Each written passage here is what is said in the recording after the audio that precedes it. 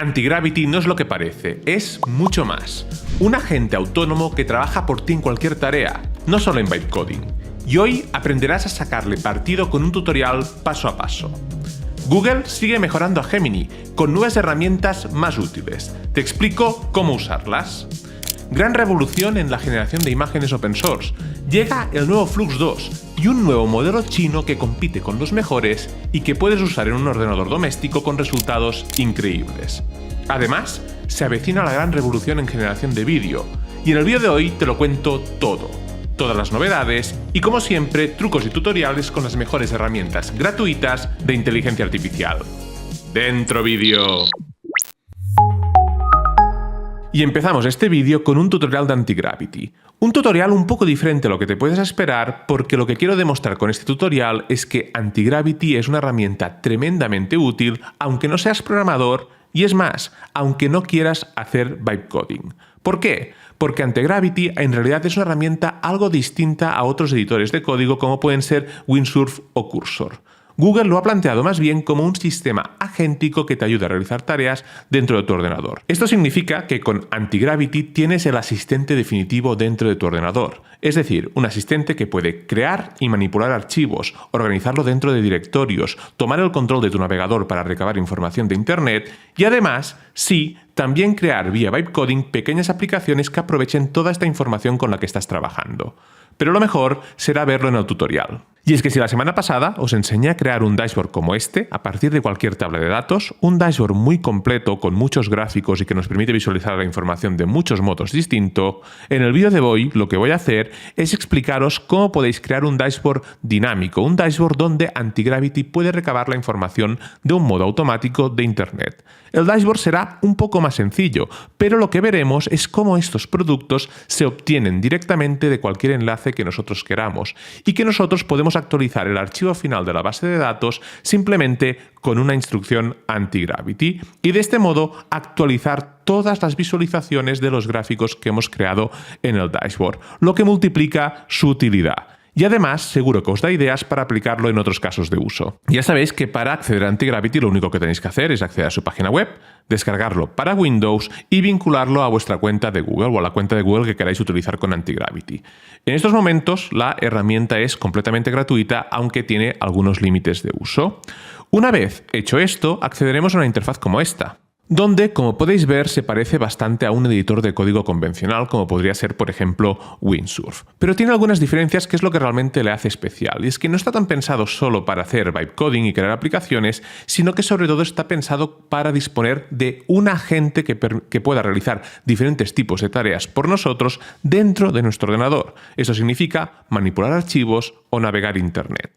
Para trabajar con Antigravity, pues simplemente, tal y como veremos a continuación, pues hay que abrir un directorio, poner ahí los archivos que queremos que manipule y simplemente darle instrucciones.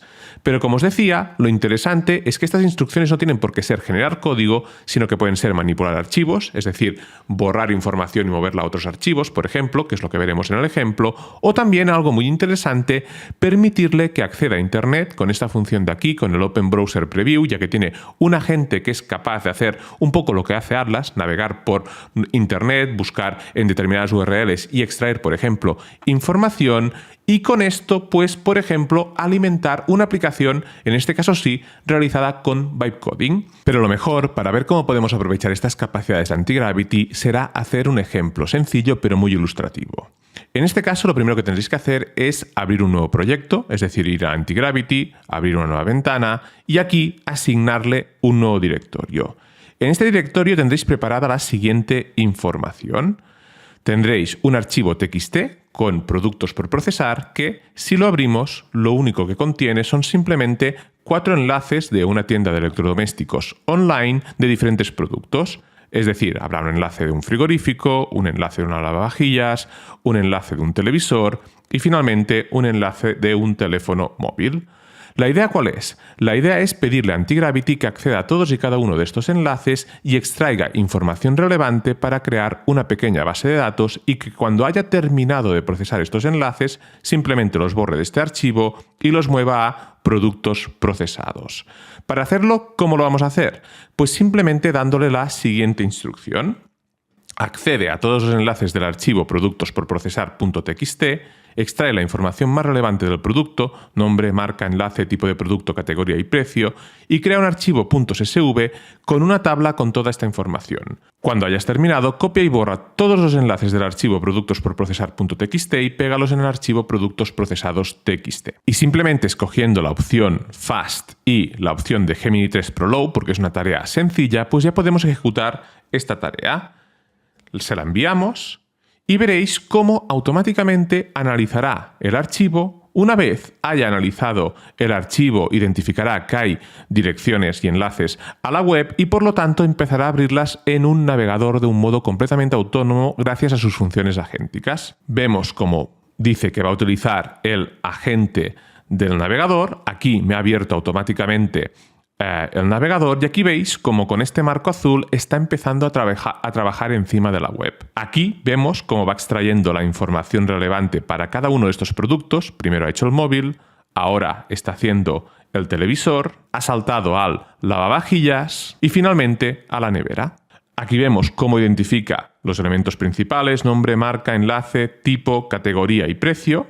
Y finalmente nos está generando este archivo productos-info.csv. Analiza el archivo productosprocesados.txt para mover todos los enlaces al archivo productos procesados, es decir, de productos no procesados a productos procesados.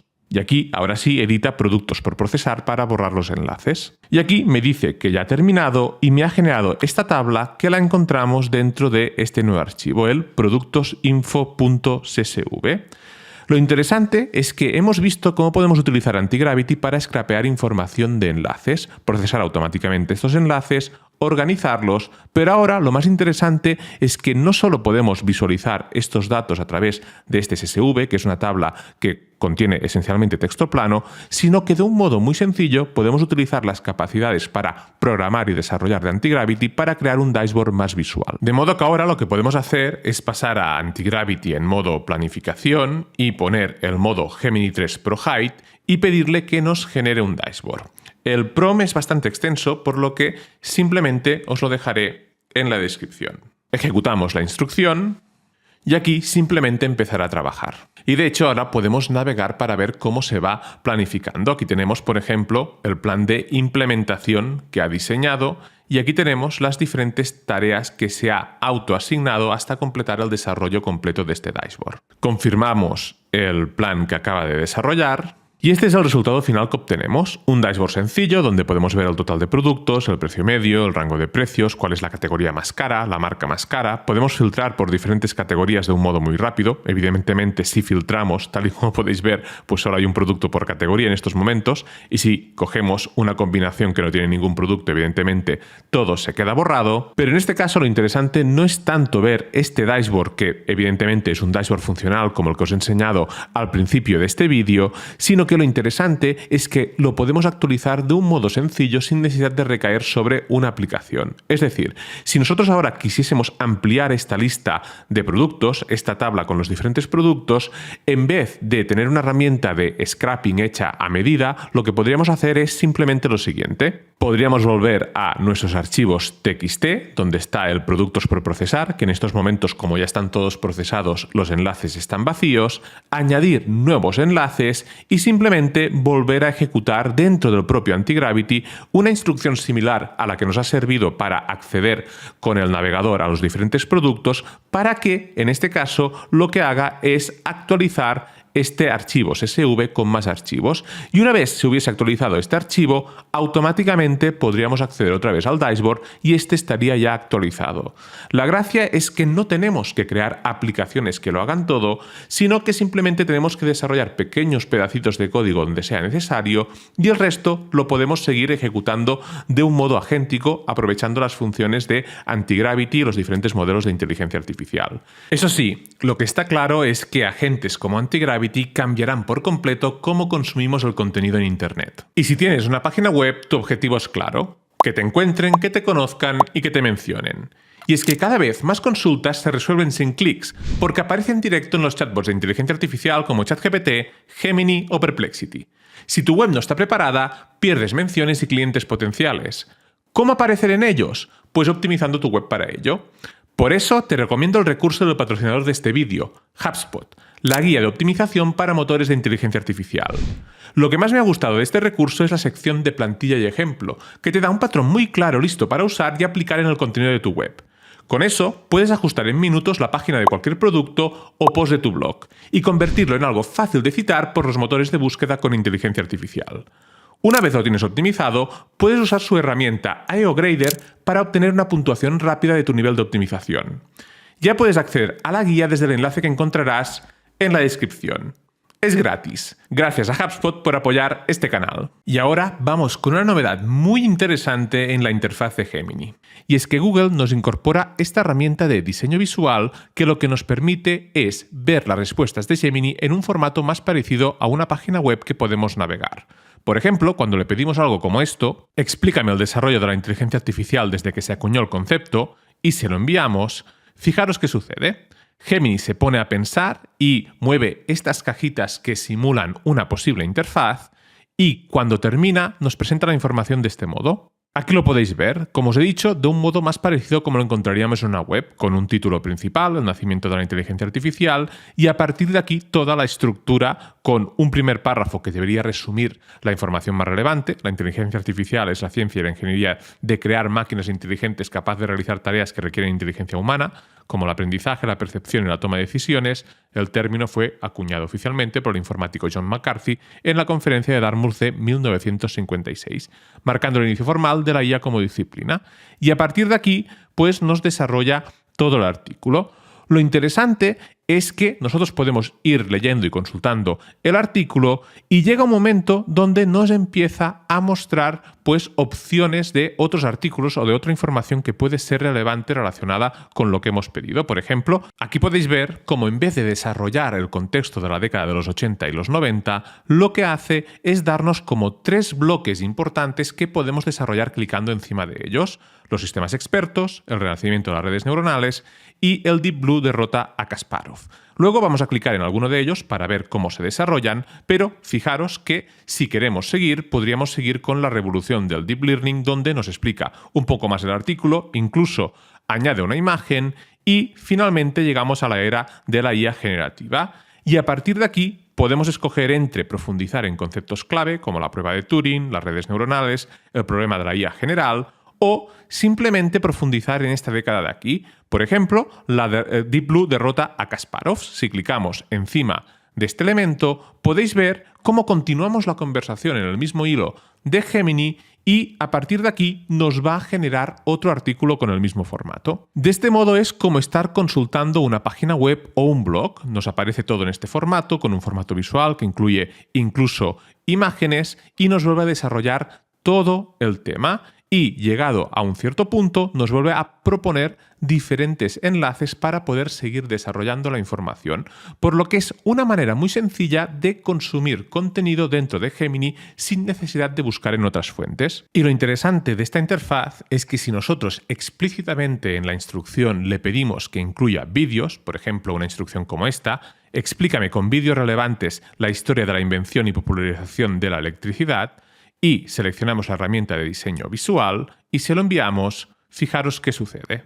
Podemos ver cómo busca en YouTube y aquí podéis ver la respuesta. Con el mismo formato de artículo como si estuviésemos en un periódico o en un blog, nos va creando toda la explicación y de vez en cuando nos va introduciendo vídeos que él entiende que pueden ser relevantes para explicar los diferentes conceptos. Por ejemplo, aquí nos pone un vídeo de Tesla contra Edison, aquí otro, y si seguimos bajando podemos ver cómo más o menos en cada bloque ha ido introduciendo un vídeo por si queremos tener un aprendizaje más audiovisual. Y a partir de aquí pues podríamos seguir investigando otros temas relacionados. Y esta no es la única novedad que va a incluir Google en Gemini. Y es que Google ha empezado a desplegar su función de imágenes interactivas en Gemini. ¿En qué consiste esta función? Pues consiste justo en lo que estamos viendo en este vídeo. Cuando le preguntemos por un tema que pueda ser explicado mejor visualmente, puede generar una imagen con nanobanana y luego segmentar los diferentes conceptos para que los podamos navegar con su explicación correspondiente. Una función que realmente ayudaría muchísimo a aprender sobre determinados temas y materias donde el contenido visual es total y absolutamente imprescindible. Y antes de pasar a las novedades en generación de imagen, recuerda que si estas herramientas de Google te parecen interesantes y crees que podrían ser útiles para mejorar tu productividad en tu día a día, tengo mi curso de ecosistema de herramientas de Google donde explico cómo utilizar Gemini, Google I Studio, Notebook LM y muchas más herramientas en descuento Black Friday. Encontrarás toda la información en el enlace de la descripción. Y ahora sí, pasamos a la revolución de los modelos de imagen open source que hemos vivido esta semana. Y es que a falta de una novedad importante, ha habido dos. La primera nos llega desde Alemania, desde Black Forest Labs, que lanza su Flux 2, y la otra desde China, con un modelo liviano, pequeño y muy capaz. Quizá el cuarto mejor modelo disponible de generación de imágenes y que puedes utilizar libremente para generar imágenes de 2 megapíxeles de un modo ágil en tu casa. Pero esto lo veremos después de hacer un repaso al modelo de Flux. Y es que Black Forest Labs ha presentado Flux 2, la actualización a su modelo de referencia de generación de imágenes y que, como el modelo original, también tiene disponible una versión open weight, open source, que podemos utilizar en nuestra máquina para generar imágenes de un modo libre, al menos a nivel de usuario, pero, lo que es más interesante, también para entrenar sobre él y hacerlo más eficiente para solucionar determinadas tareas. Lo interesante es ver qué podemos hacer con este nuevo modelo y qué lo diferencia de su predecesor. Aquí podemos ver las tres capacidades principales. Podemos generar imágenes, podemos combinarlas respetando la integridad de cada una de las referencias y podemos estilizarlas tal y como veis ahora mismo, por ejemplo, realizando cambios de iluminación. Este nuevo modelo de Black Forest Labs, en uno de los aspectos que destaca es en la capacidad para manejar múltiples referencias. Si llega a salir una semana antes de Nano Banana, esto hubiese dado la vuelta al mundo porque realmente es capaz de manejarlas con una gran integridad. Después de ver Nano Banana Pro, pues quizá esto ya no sorprenda tanto e incluso debemos ver si realmente es mejor o peor que Nano Banana Pro a la hora de manejar múltiples referencias. Esto lo veremos en los ejemplos que ya he hecho y que os he preparado para un poquito más adelante, pero ya os adelanto que realmente es muy bueno manejando múltiples referencias. Y además debéis tener en cuenta que existe esta versión open source y que además es un modelo algo más económico a la hora de generar imágenes que Nano Banana. ¿Mejor o peor? Lo veremos un poco más adelante, pero ya os digo que de base son modelos muy distintos. Aquí podemos ver algunos casos de uso de este modelo. Por ejemplo, imaginaros que sois IKEA, que tenéis múltiples referencias de productos para el baño, tal y como estáis viendo, y que queréis combinarlos en una única imagen. Pues es capaz de hacerlo sin ningún tipo de problema. O por ejemplo a la hora de realizar mockups, es decir, tenéis una foto de producto y queréis ponerla en un contexto determinado. Pues como podéis ver, este modelo es capaz de hacerlo sin ningún tipo de problema. Otra cosa que destacan y que de hecho he puesto en práctica y que me parece muy interesante es el control sobre el color. ¿Esto qué significa? Que le podemos pasar una paleta de colores y generar imágenes a partir de esta paleta de colores respetando la integridad del color muy pero que muy bien. Incluso se lo podemos pasar en un formato de código RGB y realmente es capaz de mantener el color con muy buena integridad respecto a la referencia que le pasamos. Pero no solo esto, también es un modelo muy bueno a la hora de renderizar texto. Por lo que estáis viendo, aparentemente podríais decir que es una competencia directa de Nano Banana. Pero como ya os digo, no es exactamente lo mismo, no funciona exactamente igual y generar imágenes con este modelo es mucho más económico que hacerlo con el modelo de Google. Por lo que creo que lo más interesante será ver ejemplos de cómo funciona y de qué calidad nos puede aportar. Y de paso, comparar algunas generaciones con lo que nos puede ofrecer el modelo de Google. Y vamos allá con estas imágenes generadas con Flux 2. Las primeras imágenes que os mostraré son simplemente imágenes generadas a partir de instrucciones de texto para ver qué tal las interpreta este nuevo modelo de Black Forest Labs. Y el primer ejemplo es un ejemplo donde me quería fijar en un detalle donde los primeros Flux fallaban bastante, como era a la hora de recrear la textura de las pieles humanas.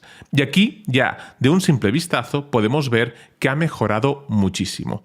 Sigue sin ser perfecto, es decir, yo no la veo 100% realista la textura de esta piel, sobre todo porque hay como un efecto de parcheado, es decir, esta parte más cercana al ojo, pues tiene como un nivel de brillo y textura que es claramente diferente a lo que vemos en la parte inferior de la mejilla, pero aún así es indudable que este nuevo modelo es capaz de introducir mucho más detalle en las imágenes. Y esto es una tendencia que tiene casi de modo persistente, es decir, le pidas lo que le pidas, te genera imágenes muy detalladas, lo que a veces es algo muy a favor, sobre todo cuando generamos imágenes donde el elemento principal no ocupa toda la imagen y donde hay detalles finos que se deben recrear, como por ejemplo este bordado en la parte de la falda. Y en estos casos el resultado es completamente fotorrealista y la estética realmente muy bonita.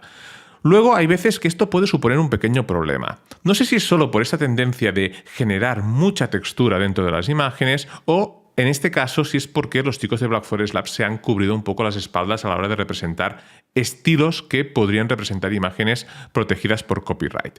En este caso, le he pedido una imagen estilo Ghibli. Y la verdad es que sí, ha hecho una imagen que puede recordar hasta cierto punto a la ilustración japonesa o al estilo de animación japonés, pero no me recuerda del todo al estudio Ghibli. Y en gran parte es porque ha introducido mucha textura, mucho detalle dentro de la imagen. Esto tiene demasiados colores, demasiados gradientes de color, demasiada textura en la parte de la hierba, demasiada textura en el fondo, demasiado detalle en el gato para recordarnos al estudio Ghibli.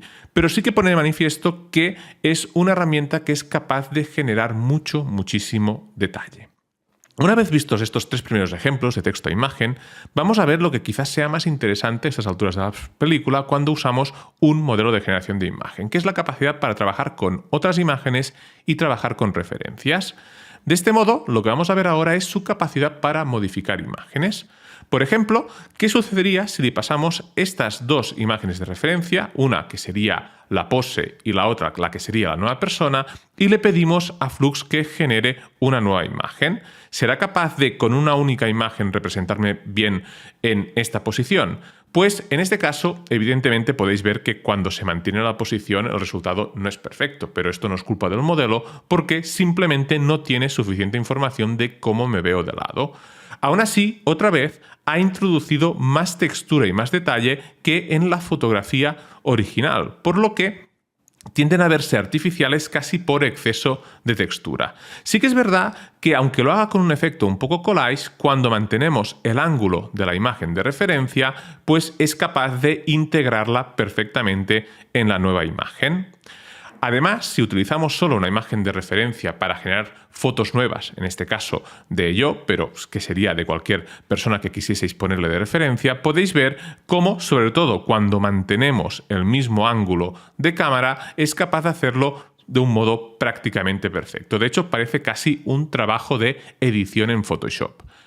También es muy bueno en hacer esto que vais a ver ahora. En este caso simplemente le paso dos imágenes, pero en una de las imágenes hay múltiples referencias. Está el reloj, está el pantalón, el cinturón, estos zapatos, la bufanda, los calcetines. Pues bien, si le pasamos dos imágenes como estas y le decimos que esencialmente me ponga este outfit a mí, pues vemos qué es lo que consigue. Y fijaros que es capaz de representar prácticamente todos los elementos. Fijaros, el reloj sí que es azul y en este caso parece que lo ha hecho marrón, pero en la segunda imagen sí que lo ha hecho azul. Aquí podemos ver estas pulseras amarillas como también la ha representado mejor en la segunda imagen, pero aquí también aparecen. Podemos ver los pantalones, que son este azul-gris, lo ha hecho más gris que azul, pero también ha representado los pantalones tejanos. El jersey es exactamente el mismo en ambas fotografías. La bufanda, sobre todo en la de la izquierda, está bien representada y los zapatos también son los mismos que tenemos de referencia en ambas fotografías. Por lo que ya intuimos es que este modelo es muy bueno trabajando con múltiples referencias. Por lo que, esto lo veremos más adelante, puede ser realmente muy útil para hacer composiciones complejas. Otra cosa que he querido probar antes de irme a las múltiples referencias es ese punto de que es capaz de identificar los colores a partir de su código RGB. Aquí podéis ver cómo le he pasado dos códigos, un amarillo y un rojo anaranjado, y en este caso le he pasado una imagen de referencia que sería esta mancha de pintura verde y azul, y le he dicho que me cambie los colores por este amarillo y este rojo. Y fijaros cómo ha sido capaz de hacerlo perfectamente. Y esto es muy interesante porque uno de los problemas que se tiene a la hora de trabajar profesionalmente con los modelos de generación de imágenes es que no conserven o no representen correctamente los colores. En la identidad de marca el color es fundamental y si ahora les podemos indicar los colores directamente con su referencia de código, pues poder hacer este tipo de manipulaciones es muy, pero que muy interesante. Dicho esto, ahora sí, nos vamos a las múltiples referencias y empezamos a comparar este modelo un poco con Nanobanana. Ya os digo que no es del todo justo porque son modelos que parten de planteamientos muy distintos, pero sí que es verdad que en este punto es interesante compararlo con Nanobanana porque precisamente es uno de los puntos fuertes del modelo de Google. De este modo vamos a jugar con todas estas referencias. En el caso de Flux, puede jugar con hasta 8 referencias, Nanobanana Pro, acordaros que puede llegar a utilizar o manipular 14 referencias a la vez. De este modo, lo que le he proporcionado a Flux para crear esta imagen son estas 8 referencias. Hay un truco o una limitación en Flux que es que trabaja por megapíxeles. Por ejemplo, yo lo he utilizado en la API de FAL y el resultado más todas las referencias no pueden pasar de los 9 megapíxeles, por lo que tenemos que subir las imágenes con poca resolución para que las pueda procesar todas a la vez. Dicho esto, podemos ver cómo lo ha hecho sin problema. Le he pedido que me generase una mujer sentada en el banco de referencia con el perro al lado y esta cesta con calabazas, y si bien es cierto que las calabazas no son todas naranjas, sino que ha puesto algunas de otras variedades, el resto creo que está muy bien representado. El sombrero, la bufanda, el jersey, la falda, las botas, el perro, vemos la cesta y vemos el banco. Este, pues, sería el resultado que me ha dado Flux 2 Pro. Si hacemos la misma petición a Nanobanana, pues obtenemos un resultado como este. Y ya os lo digo, para esta tarea Nanobanana en general es superior, incluso a un nivel de detalle, más allá de que nos guste cómo trata la estética de la imagen, que nos guste más cómo lo hace Flux o cómo lo hace Nanobanana, yo creo que lo hace sinceramente mejor el modelo de Google. Aquí podéis ver cómo ha mantenido sin ningún tipo de problema todas las referencias. Si lo que queremos es editar esta imagen y, por ejemplo, que ahora pase a estar en un clima invernal, pues Flux 2 también es capaz de hacerlo sin ningún tipo de problema y conserva toda la estructura, toda la composición, toda la pose de la imagen. Simplemente, en este caso, le añade nieve, es decir, cumple con la función que tenía la familia de modelos Flux Context también. Aquí podríamos ver el resultado obtenido con Flux 2 Pro y ya que estoy he probado de hacer la misma operación con los otros modelos de la familia de Flux 2, con el Flex, que sería el modelo algo más pequeño, y también con el modelo de pesos abiertos, lo que podemos utilizar en nuestro propio ordenador, como sería el Flux Dev. Y en el Flux Dev, como podéis ver, ya hay una degradación en la calidad de la imagen. Ya no se ve tan nítida y con tanta textura y tanto detalle, si bien es cierto que a nivel de funcionalidad es capaz de hacer la tarea sin ningún tipo de problema. Ahora vamos allá con una prueba un poco capciosa y tendiéndole un poco una trampa al modelo. Le pasamos esta imagen de referencia, que es la que queremos editar. Le vamos a pedir que ponga a la mujer en esta pose de aquí, con la espada, que la mujer nos la cambie por la que viste la camiseta de Adidas y que encima lleve esta chaqueta. Pero además le vamos a poner una referencia que no queremos que use. Le vamos a poner la referencia de esta mujer pelirroja. Y con todo esto vamos a ver si es capaz de utilizar solo estas 3 referencias para transformar esta imagen. ¿El resultado cuál ha sido? En este caso he generado 4 intentos porque evidentemente la petición era un poco más compleja y después de generar 4 intentos, el mejor resultado es este de aquí. Y la verdad es que no lo ha hecho nada mal. Si bien es cierto es que si nos fijamos en la cara de la chica, es como una mezcla entre las 2 referencias, por lo que no ha podido obviar por completo la referencia de la chica pelirroja. La pose no es exactamente la misma, pero la ha adaptado un poco para que fuese lo más coherente posible con estar sentada en el banco. Y por todo lo demás podemos ver cómo ha sido capaz de procesar todas las referencias. Pero otra vez, si le pedimos lo mismo a Nanobanana, pues obtenemos un resultado claramente superior. Pese a que la pose sea un poco ortopédica, porque en la imagen de referencia se está apoyando en el reposabrazos, podemos ver cómo ha mantenido la pose perfectamente, ha mantenido todas las referencias y sobre todo la referencia que no debía usar no ha contaminado la cara de la chica. Fijaros, es exactamente esta chica y no se parece en nada a la chica pelirroja. Por lo que el modelo de Google es capaz de gestionar mejor las referencias y mantenerlas más aisladas sin que una interfiera con la otra. Y una vez dicho esto, es importante mencionar que este modelo es capaz de trabajar con texto. Flux 2 es un modelo que nos han dicho que es capaz, por ejemplo, de crear anuncios con textos o de manipular texto de diferentes maneras. De este modo, lo primero que le he pedido es que me generase un anuncio de Nike con un futbolista tendido en el suelo en medio de un estadio y con una frase concreta: "Greatness, it only takes everything". Vale. Este prompt lo ha hecho bastante bien, aunque ya os diré que no me parece que es de los que los haya hecho mejor. Es decir, fijaros en el balón, está un poco ahuevado, el símbolo de Nike está perfectamente representado, pero fijaros, el futbolista está del revés, por lo que el símbolo de Nike aquí debería estar pues también del revés, lo deberíamos ver desde arriba. Ha puesto el texto con una tipografía que realmente recuerda a la de Nike y lo que sí que tiene de bueno esta imagen es que el nivel de detalle, como os he mencionado anteriormente, es asombroso. Hay un montón de textura en cada uno de los detalles, esta humedad en suspensión, la luz de los focos iluminando esta humedad y bueno, en general es un resultado bastante bueno pese al error de este símbolo de Nike, ya que el balón quizás se vea un poco ahuevado. Aquí podríamos decir que quizá la óptica con la que se ha tomado la fotografía podría hacer un poco este efecto, pero serían un poco los defectos que le veo. La pose también tiene algo extraño, no sé por qué, anatómicamente creo que no es perfecto del todo.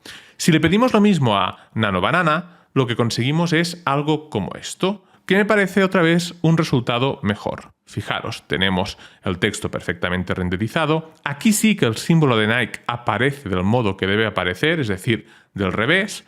Aquí podemos ver cómo el balón es mucho más esférico y en general, pese a que la imagen no tiene el nivel de detalle que tenía la imagen de Flux, sí que me parece una generación superior. Si le pedimos algo que sea más de manejar tipográficamente el texto, le podemos pedir, por ejemplo, un anuncio donde deba componer una palabra como Wires Pro a partir de elementos de cables. En este caso yo creo que el resultado sí que es muy bueno. Flux 2, en este caso el Flex, a la primera me ha generado algo como esto, que creo que representa bastante bien lo que le había pedido. Nano Banana Pro me genera algo como esto que luce más como un anuncio. Otra vez, el resultado de Nano Banana Pro es superior. Pero en este caso, el resultado de Flux también me parece bastante bueno, si bien es cierto que llega un momento en que no parecen del todo cables las diferentes letras, mientras que en Nano Banana Pro es evidente que todos y cada uno de los elementos son cables. Además de esto, le he pedido que me generase un anuncio más complejo donde incluso apareciese una palabra dentro del producto y que el producto fuese reconocible. En este caso, le he pedido que me generase un anuncio retro de los 90 de la Game Boy Color y que pues representase un ambiente nostálgico de los 90 con colores neón, grano suave y un resplandor estilo CRT. Bueno, que fuese un anuncio un poco retro. Pues Flux Pro me ha generado esto de aquí, un anuncio de revista donde aparece la Game Boy Color, diferentes Game Boy Colors, donde el logo de Game Boy Color está perfectamente representado en todas y cada una de ellas, incluso cuando aparece un poco desenfocado. Deberíamos ver si los juegos también están completamente bien representados, pero bueno, dentro de lo que cabe, todo lo que es la parte tipográfica y diseño de elementos está muy bien y el diseño pues realmente sí que emula ese estilo de los años 90. Incluso lo ha puesto como impreso en una especie de papel o de anuncio que ya tiene cierta degradación por el paso del tiempo. ¿Qué ha hecho Nano Banana Pro? Pues me ha generado esto. Aquí también podemos ver cómo todos y cada uno de las Game Boys tienen su logo de Game Boy Color perfectamente determinado y el resultado también es muy bueno. A nivel de imagen, esta es igual un poco más sencilla, pero si nos fijásemos con lupa quizá contenga menos errores. Por ejemplo, fijaros en la sección de encendido donde el resultado de Nano Banana pues es más coherente, más consistente y bueno, Posiblemente, si nos pusiésemos estrictos más allá de la preferencia estética, el resultado de una Banana Pro también sería superior en este caso. Pero como os decía, el lanzamiento de Flux quizá no será la novedad más interesante en el panorama de generación de imágenes con inteligencia artificial open source. Y es que esta novedad muy posiblemente viene de China y nos atrae Alibaba. Y es que el lanzamiento del Z-Image Turbo, de cara a los usuarios que quieran generar imágenes en su ordenador en el ámbito doméstico, es un lanzamiento mucho más interesante que Flux 2. ¿Por qué? Porque es un modelo mucho más pequeño, mucho más liviano, de solo 6.000 millones de parámetros y que se puede utilizar con tarjetas que son habituales ya en el ámbito doméstico. De hecho, nos dicen que cabe cómodamente en sistemas de 16 GB de VRAM, pero en realidad se puede ejecutar con menos memoria. Y lo interesante es que esta nueva familia de modelos, que en principio se compone de 3 modelos, el Z-Image Turbo, que es el que ya han liberado, y luego el modelo base y el modelo que será capaz de editar imágenes, lo interesante de estos modelos es que son capaces de generar imágenes con mucha calidad. En una clasificación de test ciegos, lo que nos están diciendo desde Alibaba es que este sería el cuarto mejor modelo disponible en cuanto a generación de imagen y que permite hacer cosas como estas. Por un lado, generar imágenes completamente fotorrealistas. Por el otro, nos permite generar imágenes que contengan texto. En este caso nos dicen que funciona bien con texto en chino y en inglés. Y además, también nos dicen que es capaz de mejorar los prompts para razonar a través de las imágenes y poder generar imágenes que contengan información como esta, cierta lógica plasmada, por ejemplo, en medio de una pizarra. Y acordaros de que de momento solo podemos generar imágenes, pero en cuanto liberen el Z-Image Edit, podremos empezar a hacer generaciones de imágenes a partir de referencias, por lo que realmente es un modelo muy interesante. Y de hecho, para contextualizarlo con el Flux 2, lo que he hecho es ejecutar algunos de los prompts de texto a imagen de la comparativa anterior para que nos podamos hacer una idea de lo bueno que es. Y lo que estáis viendo ahora son algunos de los ejemplos de lo que se puede conseguir con este modelo ejecutándolo 100% en local, en mi caso con una tarjeta gráfica de 16 GB de VRAM, para generar imágenes de 2 megapíxeles y que cada una de ellas ha demorado unos 22 segundos. Y como podéis ver, los resultados son realmente muy buenos. Este sería un ejemplo de resultado fotorrealista donde quería observar otra vez la textura de la piel. Es evidente que tiene mucho menos detalle que con Flux 2 Pro, pero también el modelo es muchísimo más pequeño. Y a simple vista el resultado es completamente fotorrealista. En este caso era una generación donde veíamos la imagen de bastante cerca y el elemento principal ocupaba bastante resolución. Cuando nos vamos a esos ejemplos donde el elemento principal ya ocupa menos proporción de imagen, podemos ver que, por ejemplo, aquí el detalle y la textura de la piel se pierden casi por completo. Si bien es cierto que el vestido está perfectamente representado, también podemos ver cómo en este caso sí que es capaz de representar estilos, como por ejemplo del estudio Ghibli, de un modo muchísimo más fiel y que también es capaz, hasta cierto punto, no con la misma fidelidad que Flux 2, de representar colores a partir de su código. El amarillo vemos que lo ha representado perfectamente. Este naranja se ha ido un poco a tonos marrones, pero quería hacer también el experimento. Y además, también maneja muy bien texto. De hecho, este resultado, en concreto, me parece incluso mejor que el que nos ha dado Flux 2 Pro. Fijaros, nos ha puesto el texto perfecto en una tipografía que se parece bastante a la que utiliza Nike habitualmente, Greatness It Only Takes Everything.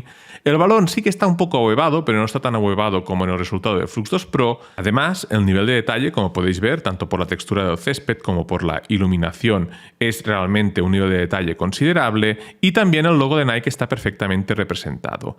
Y a nivel anatómico, yo creo que el futbolista también está mejor representado que en la imagen que ha generado Flux 2 Pro. Por lo que, en este caso, pese a que el escudo parece que también nos lo ha puesto al revés, diría que este resultado es incluso mejor que lo que hemos conseguido con el modelo de Black Forest. Y también podemos ver cómo es capaz de manejar esa generación de imágenes tipográfica a partir del uso de elementos sin ningún tipo de problema. Si bien es cierto que las tipografías o las letras que se muestran dentro de los propios objetos no están al nivel del modelo de Nano Banana ni tampoco al nivel de Flux 2 Pro. Y si le pedimos algo más complejo, como representar ese anuncio, aquí sí que ya empezamos a toparnos con el techo de posibilidades de este modelo, ya que tal y como podéis ver, si bien es cierto que la parte del anuncio, de composición del anuncio, está bien representada, Color Your World, Play Anywhere, faltaría una H aquí en el Anywhere, y el logo de Nintendo está perfectamente representado. Las principales limitaciones las podemos ver en la propia representación de las diferentes Game Boy Color. Ninguna de estas es una Game Boy Color, más bien son la Game Boy original y no está ninguna de ellas perfectamente representada. Pero aún así yo creo que se pueden conseguir resultados muy pero que muy interesantes con este modelo, y recordemos que otra vez es un modelo de pesos abiertos que los usuarios podrán trabajar con él para optimizarlo o para afinarlo para tareas concretas, por lo que una gran noticia que este modelo de Alibaba se haya liberado esta semana. Y si esta semana ha sido la semana de novedades en generación de imagen, atentos porque la próxima semana puede ser una semana muy movida en cuanto a generación de vídeo. En Artificial Analysis ha irrumpido un nuevo modelo que se pone por encima de Veo 3 en la generación de texto a imagen. Y parece que está por llegar un modelo que puede cambiar por completo el modo en cómo generamos vídeo con inteligencia artificial. Todo esto serán novedades que seguramente aparecerán la semana que viene, por lo que es una buena idea ver cómo está el panorama de la generación de vídeo a día de hoy, por lo que he preparado una comparativa con los mejores modelos de generación de texto a vídeo y de imagen a vídeo, con un test un poco particular. Y es que esta semana, probando los modelos de Flux, generé esta imagen y nada más verla se me encendió la bombilla y pensé que podía ser una muy buena imagen de base para probar los diferentes modelos de vídeo. ¿Por qué? Porque con una sola imagen lo ponemos a prueba todo. Ponemos a prueba la animación de una persona, ponemos a prueba la consistencia a la hora de mantener la apariencia de un personaje, ponemos a prueba el hecho de que aparezca un elemento que está dando vueltas sobre sí mismo 360 grados al que le hemos hecho una marca que podemos constatar si se va repitiendo o no. Y además todo esto sucede en un entorno moderadamente complejo. Por lo que he hecho es animar una versión 16:9 de esta imagen con los diferentes modelos para ver cuál era mejor. Y luego he extraído un prompt para generar una escena similar, pero en este caso de texto a vídeo. Y los resultados han sido los siguientes. Y empezamos por la comparativa de texto a vídeo. Será una comparativa rápida. En un minuto habremos visto los 8 modelos. Para mí, el octavo clasificado es el One 2.5, ya que a nivel de detalle y calidad quizás sea el que estaba un poco por debajo, y en cuanto empieza a girar la piedra desaparecen las letras de IA. Grok Imagine, pues el comportamiento de la piedra pues no es nada realista y esto le ha hecho bajar puestos. RTX Pro es bastante cinematográfico, falla un poco en el detalle y no representa las letras en la roca. Veo 3.1 Fast ya es uno de los primeros muy buenos resultados. Sin embargo, a media generación las letras empiezan a desplazarse por delante de la roca y esto le ha hecho bajar posiciones. Seedance Pro ha hecho un muy buen trabajo, pero a nivel estético me parece flojito. Y aquí vienen los buenos. Para mí, el tercero mejor ha sido el Kling 2.5, que me ha dado una de las escenas más cinematográficas y, además, como podéis ver, ha intentado representar esas letras esculpidas con cierta coherencia. Hailuo 2.3 lo he puesto en segunda posición por ofrecer la escena más cinematográfica, y el mejor en este caso con cierta diferencia sería el Veo 3.1, que es en general el que mantiene todos los elementos mejor representados. Y si partimos de imagen a vídeo, la clasificación cambia un poco. En octava posición he dejado al LTX, que ha cambiado un poco la apariencia de la cara y en general la interacción física de la piedra con los árboles no estaba bien representada. El siguiente sería el Klinko 2.1 Master porque se ha roto a media generación, y luego ya vendría el Veo 3.1 Fast, que le falta quizá un punto de dinamismo, si bien es cierto que está bastante bien animado. Grok hace un muy buen trabajo, si bien es cierta que la consistencia de las letras de IA desaparece, y el One 2.5 también hace un trabajo curioso, si bien es cierto que me ha puesto en modo flash. Y a partir del tercero yo creo que es donde conseguimos los mejores resultados. Aquí podemos ver cómo Veo 3.1 hace una animación bastante realista y compleja, Hailuo 2.3 hace otra vez una escena muy dinámica, y en este caso el mejor sería Kling 2.5, que es de largo que consigue animar mejor la imagen y darnos una escena más cinematográfica. Y con esto llegaríamos al final del vídeo de hoy, mientras esperamos a más novedades en generación de vídeo que quizá dejen estas comparativas en obsoletas. Pero esto te lo contaré en los vídeos de la próxima semana. Nos vemos en el próximo vídeo.